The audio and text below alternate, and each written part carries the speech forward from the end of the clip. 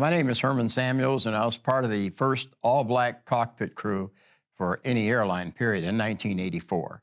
I started out with American as a fueler in Cleveland in 1965. Prior to me getting hired, uh, there were no civilian pilots.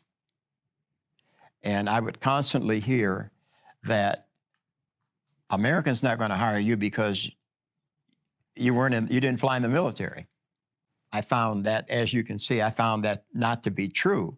There was always something inside of me driving me, saying that it could be a possibility that that could happen. And I would talk to some of the other black pilots that I knew, which were all military pilots. They were ex-military. And they told me to hang in there. It could possibly happen.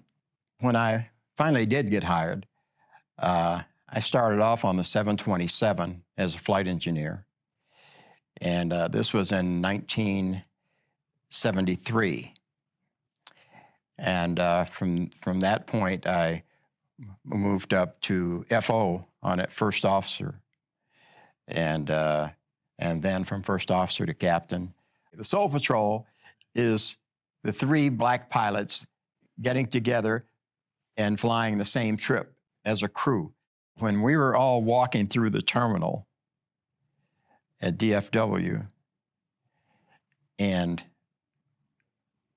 knowing that being black and being a cockpit crew member, which was at that time was a real novelty, and watching the reactions of people as we were walking through the terminal, both black and white, was really something to behold, because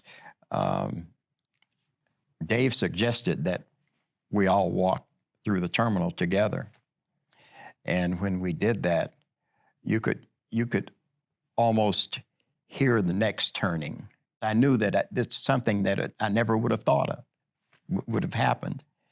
And but it's one heck of a feeling to know that I became a part of that history.